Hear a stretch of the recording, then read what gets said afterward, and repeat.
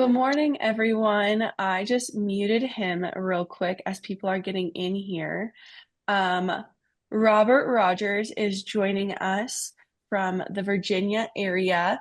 He is an operator with a place team out there with Real Broker, and he was willing to join us to do some live prospecting, which I think is a little fun so we can see what he excels at because he said it is his favorite thing to do. And I was like, it is my least favorite thing to do. So I would love to hear somebody so we can kind of get an idea of what he likes to do. So I'm gonna unmute him right now and kind of see an idea. If you guys have any questions, um, please feel free to go. Oh, he is here. Okay. Good Yeah, morning. well, sorry, I've been here, but I was like right in the middle of a call, and I was like, that's going to Yeah. be so confusing. Yeah, I was like, I think he's in a call. Yeah, But good morning. Thank you for joining us. Do you want to give yeah. a little introduction of yourself? Like what got you into prospecting and what you love Morning. about it so much? Yeah. Um, yeah, and I have my dialer going right now. It's paused. So as long as I don't stay out of it for 8 minutes, I can jump in and make a few calls and see if we get an answer. Yeah, that sounds Um, great. I got my license in 2004. I never prospected. I sat duty. And then in 2008, I was in Georgia at the time. The market crashed, and I had been selling a ton of new construction. So everything that I had sold was worth about 50% of what I had sold. So in 2008, after going 5.5 months without a closing, I went to an event at a Keller Williams office with three women who prospected, and they all had different ways of prospecting. And that one night completely changed my life because I had been at Prudential before that, where they didn't teach you how to do anything. It was just like luxury clients rain from the sky.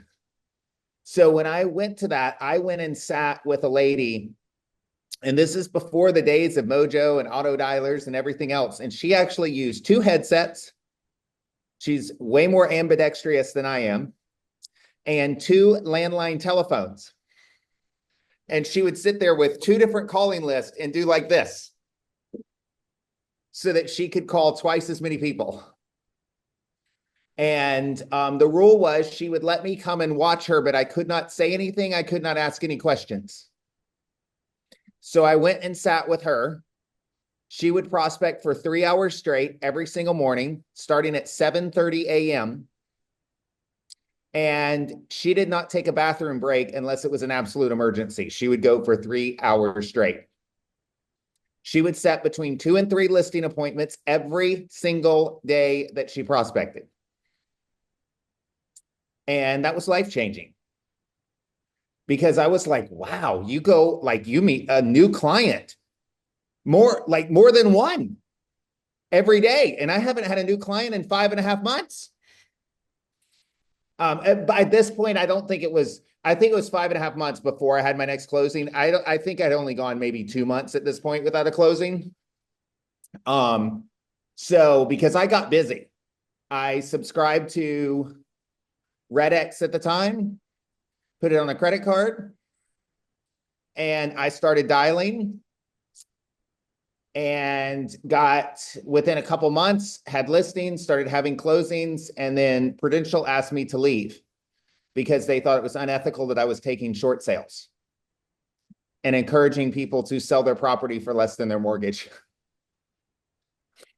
Quite humorous when we look back on it, 15, 16 years later. But so I immediately went to Keller Williams and surrounded myself with other people who prospected. And then I was on the phone at 7:30 a.m. every morning calling expireds, having people yell at me because most of them at that time were pissed off that they were going to have to do something like short sale. I also learned how to do short sales. And in 2009, I closed 55 short sales at an average price of $140,000. Were you in Georgia at that time? Yeah, Okay. it Okay. was brutal. It was a lot of work. for Yeah, like tiny, tiny little commissions. short sales are, we talked about short sales a couple weeks ago.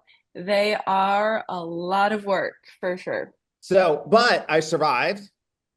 And what was amazing is I didn't do after 2009, I probably only did 20 or so a year the next 2 years in 2010 and 2011. What was amazing, and this was what really taught me the value of prospecting.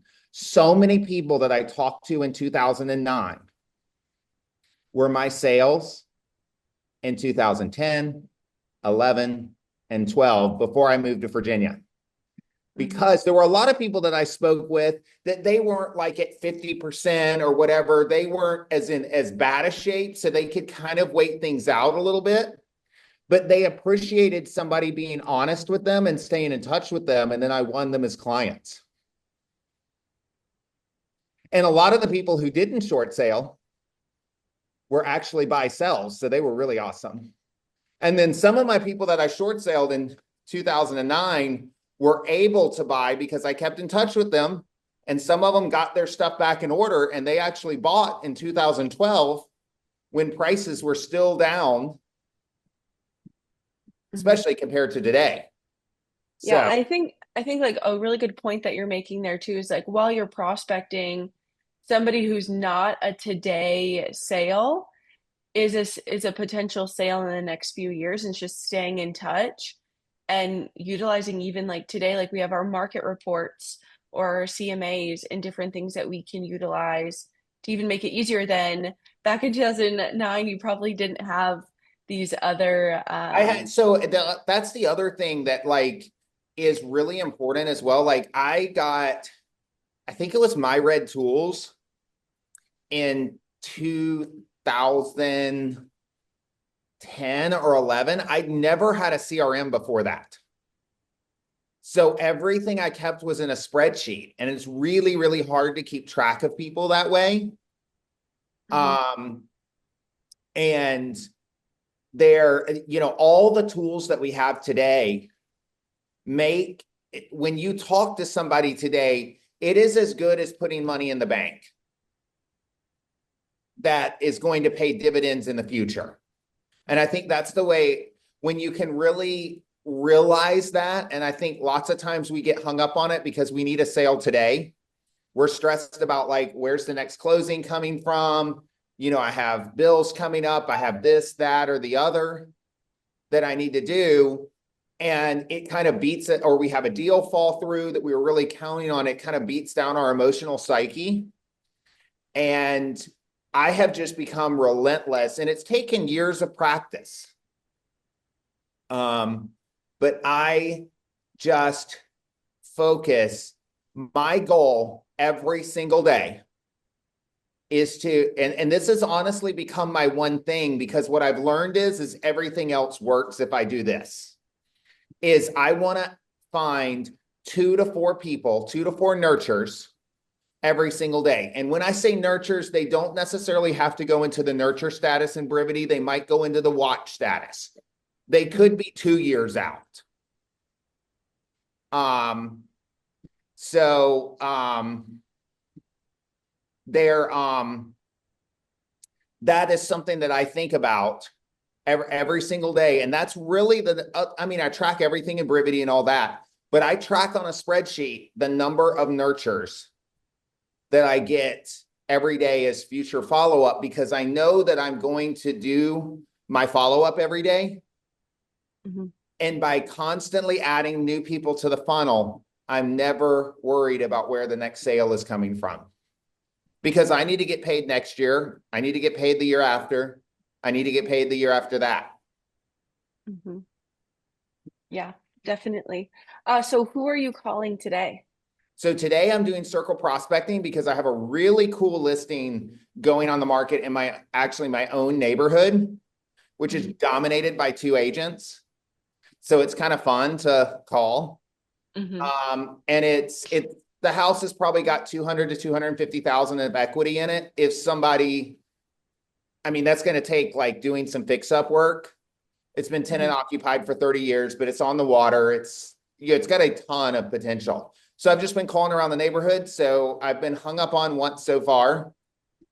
And then the conversation I was having when PowerUp started was a really good one. The guy's actually super interested in the house. He's going to go to the open house later today. He just doesn't know if financially they can make a move work right now.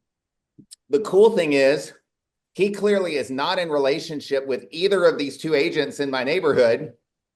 And they are going to make a move at some point in time, I can tell. Mm-hmm. So I just got a great nurture there. He also is probably going to be the kind of person that will tell other people about stuff. So that's one of the things I found. I don't know if any of y'all do circle prospecting. I never did circle prospecting prior to Place and prior to the fall production challenge. And I have fallen in love with it. I don't do it every single day, but I definitely do it several times a week. And I get some really cool nurtures from it. And one of the things that I've learned is that if we prospect the same thing every day, at least for me, this could be different for other people, it's easy to get really bored too. It's important that we're good with our scripts, but it's helpful to do different things because it keeps us, especially when, I'm very monotonous with my schedule of 9 a.m. to 12 p.m. prospecting every day. So it can get very monotonous. So the fluidity there and the difference is that I call different people. Mm-hmm. And so that makes each day a little bit unique. Like, because I have this listing going live today, my number one focus will be circle prospecting. I'll probably call this list twice today, once tomorrow and once on Friday. And by then I'll kind of exhausted the list and I may not call it again until it goes under contract. That's awesome. Okay, I think we would love to hear, and I think your timer probably ran out on your dialer. I think I'm good because I have 5 more minutes. So if I start it again, we'll be good. You just have to click the, hey, I'm still here. Okay. So I'm gonna mute you. And so if you want to unmute yourself when somebody answers, Okay. and then we can have a conversation kind of while we're waiting for you to have a conversation, if that makes Okay. sense. Awesome. Thank you. Um, all right. Does anybody here circle prospect? We can kind of have a conversation until somebody answers for them. Anybody here currently circle prospecting or have somebody on your team that circle prospects? I We had, do. go ahead, go ahead. Go ahead, David. I'll I, have you go first. I've done some circle prospecting. I've done it more this past week and a half now, for our Hills and 26th Street. I'll go around and been knocking on doors. I also have an appointment scheduled with a for sale by owner down the street from the Hills, Minnesota house. So I'm going to go and meet with them and see if I could probably, even if it's just like a open house type of contract, just for those 3 days to get more people in. That's awesome. That's great. So that's already turning out pretty good. What about you, Hillary? So we primarily use it for like our buyer needs. So calling neighborhoods when we have a buyer that wants to live in that specific neighborhood. And towards the end of last year, we ended up with like 3 transactions from one person agreeing to say that they would sell their house to our buyer. Wow, that's one way. Like I said, I don't do a lot of circle prospecting, but that is one way I feel like I easily could is just like I'm for myself, like I'm looking for a specific neighborhood for myself. So it's a much easier call to make too, because especially if you do have a buyer or if your team has a buyer, like if they do know somebody interested in selling, um, doing that type of circle prospecting. Does anybody use like if you what are you guys using for circle prospecting? Are you guys using Land Voice or Yeah, we're using Lane Voice. yeah, so are you because Land Voice doesn't have does Land Voice have a dialer in it? No. So No, do you guys download it and then put it into Brivity or how are you guys? Okay. we download it and just manually call it. Oh, okay, manually call it. Um Mhm. Oh, Delaney says Mojo. We did have Mojo, but we were trying to like focus more like transition into land voice. I like you can call expireds. Oh, it looks like Robert's chatting. I'm gonna unmute him quick. Oh, maybe Phil. There we go. Maybe. Oh, They maybe. have to get them.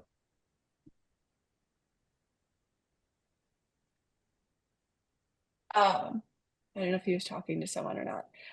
We'll just keep him unmuted. But I like the expireds and the for sale by owners in Land Voice.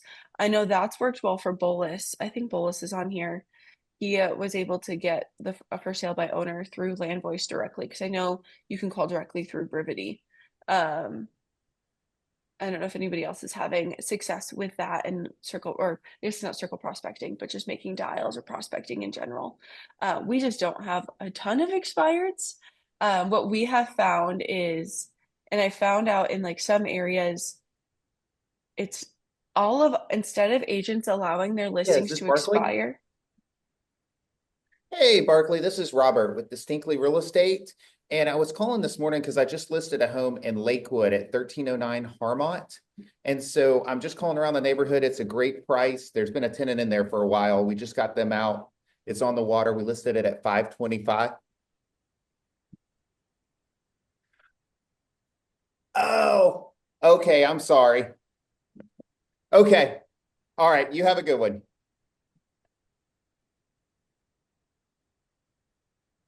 Um, Beauty of land voice. It happens.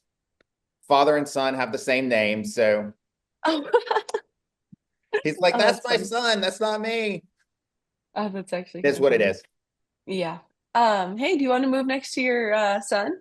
Um, what was I saying now? Working with, and then my ADD kicks in here. Um, Talking about how we can dial through land voice for FSBOs and expireds right now using talking Brevity. about our listings. I don't know if you in your guys' market, what I have found, we can't find actually a lot of our expireds because our agents don't allow their listings to expire. They'll actually just go and cancel them before they expire. So then they don't pop up on the expired list. And so what I've had to go do is I go and pull a list of all of the properties that have either gone off market or canceled and not pulling the expired list. And so it's a little bit harder to pull that list. And so we have to pull that and then somewhat like back end try and find those phone numbers. Um, so I was pulling a lot of those from like homes that were taken off the market between August and November, especially like right before winter. So we actually got a good list of properties, but then it's like trying to back end find those phone numbers through Land Voice then. So I don't know if that's common in your guys' area, but it was an additional list for us to find properties that are actually expired, as most of the properties that are only expired are all the new construction ones because they're the only people that actually allow them to expire. I don't know do you guys find that in your market, Tina or Hillary? Or do people actually allow them to expire? No, we've actually had a lot more expireds recently than we've had in a while. So we've had some good luck getting some appointments. And we've got a couple nurtures, I think, out of it over just like the last like probably 30 days. Oh wow. What about you, Tina? Do you guys utilize expireds? We have a lot of expireds in our market. Hello? Yeah. People. Oh, is Robert on? No, he's Oh. he's like, nope. We're so Of excited to course. hear you talk, Robert. I know we're like It's the dead intentive. zone of Mojo, like, and then it'll be somebody's voicemail. You're like, darn, because it lights Uh-huh. up green. Oh yeah. Um, so do you use Mojo, Robert? Yes, I love Mojo. Are you using a triple dialer? Oh yeah. Or yeah. He's like, yeah. He's like, I do this every day. Yeah, I do between 300 and 500 dials a day, and there's no way I could do that without Mojo. No, I not without usually a do triple. around. Hello?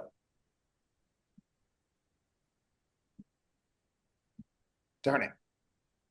I actually have a question on the dialer situation. So, like, when I get a call, and maybe it's just me because I know what it feels like to get a call on a dialer. Um, and so I just hang up when I get a call on a dialer. Do you find that, like, It calling on a happens. dialer versus not a dialer, I the pickup rate? try to be really fast Okay. when I'm on the dialer. Mhm. That's why, like, sometimes I'll be saying hello to dead space. The moment it turns green, I say hello. Okay. Because I'm I, trying to break through that, there's like a split-second delay. yeah. So that's just a nuance that I've learned over the years. But I also think that with cell phone technology and everything else that, some people just automatically hang up. Others are like, they'll give you that split second. Hmm. Yeah, So I usually hear like the beep, and then I was like, okay, now I Mojo know. doesn't do a beat. Okay. So maybe it's just it was Yeah. some sort of other dialer or something. Um, but yeah, I didn't know if that like changes, like I don't know if anybody's ever looked into a pickup rate versus like calling from a dialer or not a dialer. But you can definitely call a lot faster utilizing a dialer. Yes. And usually when we have client events, I'll use the dialer as well. Hmm. When I want to call like, 400 to 500 past clients, because then I can get through them in a matter of hours and call within then I can call 3 times the same week for a client event. Yeah. Have you ever used Slide Dial for client events too? No, I have heard about it. I've done voicemail drops through Mojo. Oh, okay. It must be a Um, similar thing. but with the new TCPA stuff, I kind of stopped that. Hmm. Yeah. And I know that they put a break on that for a year and like paused it. But I just figured, why get into a habit of something that they're probably going to make not legal anymore? Yeah. Would you, if you have a second, and obviously like answer the call when you need to answer a call, would you mind touching on some of that if there's anything like when it comes to circle prospecting, like if circle prospecting has changed for you or anything like that with the new regulations? Okay, so nothing has really changed. Um, there, because I never did voicemail drops other than for a client event. Hmm. Yeah, is Charles there?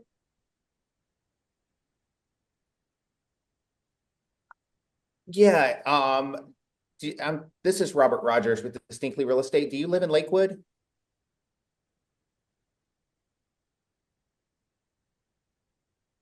Yes, I was looking for Charles Montagna. Okay, am I calling a work or a house? Okay, I must have the wrong number then.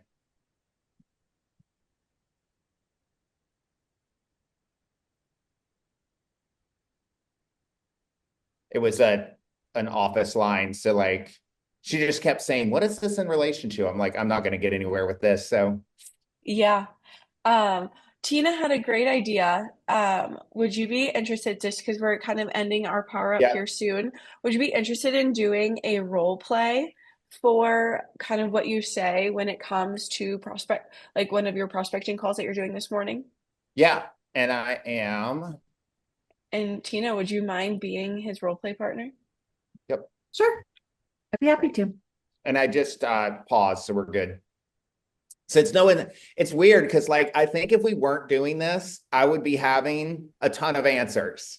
It's always like what was funny is one time I prospected live for my agents expireds.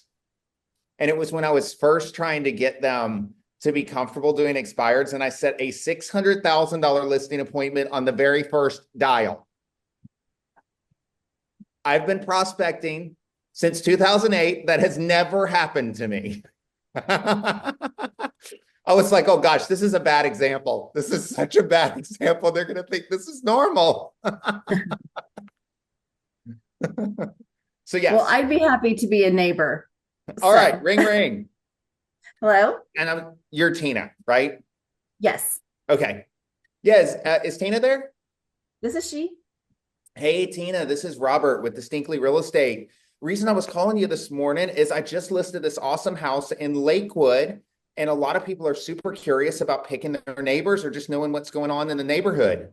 The house is at 1309 Harmont, just hit the market at 525,000. It is on the water. Do you know anybody that's talked about wanting to get in the neighborhood? That's the one over around the corner, right? Right Yeah. on the water. Uh-huh. Oh, yeah, yeah. Okay. I've always been interested in that house. So, and I can't think of anyone off the top of my head. Okay. Well, let me ask you this, Tina, while I've got you, have you heard of anybody in the neighborhood who's mentioned that they might be making a move anytime soon? Again, not off the top of my head, but I can't think of any. Yeah, no, not right now. Well, Tina, you're probably like me because I actually live in Lakewood as well, and you sounds like you love living there. So I'm always just curious to ask this question. If you were to leave Lakewood, where would you move? Oh, I would probably just do, I'd probably downsize if I was going to move. So, Okay. but I do love Lakewood. Yeah, I do too. And that's probably the same reason that I would move. So, Right. Well, we do have a lot of stairs right now, and we're not getting any younger. So, yeah. So when do you think you might look at making a move like that? probably looking at like 3 to 5 years. Okay. Tina, what I would love to do, and I don't know if anybody is doing this for you, but I do this for a lot of my clients, and I send them a monthly equity report. It's called a market report. And I would love to include you on that list. It'll keep you up to date with what's happening in Lakewood and how that's impacting your home value. Where would the best place for me to send that to? You can send that to my work email. It's Okay. Tina, thetinateam.com. Okay, awesome. Yeah, so I'll send that to you. And then would it be okay if I kept in touch with you and when we have events and stuff like that, I'll let you know about them? Yeah, no, that would be great. And Awesome. also if you have houses that come on in the neighborhood too, because I'm always interested in what things are selling Yeah, for. and in fact, in addition to sending you this market report this afternoon, I'm actually going to send you this listing just that way because now that we've talked, this always how it always is. It's like you can't think of something right now, but like as soon as we hang up the phone, Tina, you're going to think of somebody who said that they wanted a waterfront house in Norfolk, and I want you to have that listing so that you can send it to them. So Okay, I'll sounds get that good. to you in the next hour. That way you'll have it in your email and you can just click forward and send it to them. Okay, that And sounds then great. you'll I you'll have all appreciate my it. contact information as well because I can't wait to meet you at one of our events. All right. Well, I look forward to it. Thank you so Yeah, much. you have a great day. Thank you. With nice people, that is literally how every circle prospecting call goes. Yeah, I was like, Tina was so nice. I answered realistically, just like people Mhm. typically do. I mean, I never can think but of anyone on the really, spot. like that's what I love about circle prospecting versus expireds versus for sale by owners and all of that is that typically when the one thing I forgot to mention, and that's because I do ad lib my scripts, I meant to mention that we're actually holding the house open from 2 to 4 today. Because I have one of my agents over there. But normally when there's that value exchange on the phone, then they're happy to continue a dialogue. I also think noting like it makes it easier sometimes if you like know the neighborhood as well, you have a listing, like you're providing them value. And also makes me think of like calling like farming a neighborhood if you're around that neighborhood a lot or you live in the neighborhood and like, gosh, I need to start farming my neighborhood because like I say I live there, they're automatically going to want to be nicer to me because they know I'm a neighbor. And you don't really want to be mean to your neighbors generally. Um, so yeah, just thinking kind of like having that mindset too is like generally people are going to be nice, um, or want to know information, um, about different things. So, but no, thank you so much, Robert. Yeah. It's great for to meet all of y'all. Who am I going to see in Arizona Tuesday? I think I might be the only one going to Arizona. So Now I'm super bummed after I talked to Tina that she's not going to be there. I know we'll have to get her on the next too. challenge. You're supposed to come to our next event. It's Tuesday in Arizona. Yeah, and then hopefully we can get David too to do the next challenge, and David will be at the next one too. So, Yeah. well, awesome. Thank you everybody for joining us with Robert this morning. And Robert, thank you for your time and chatting prospecting with us. Yeah. Hopefully you get a $600,000 listing appointment on your next call. All right. Have a good day, guys.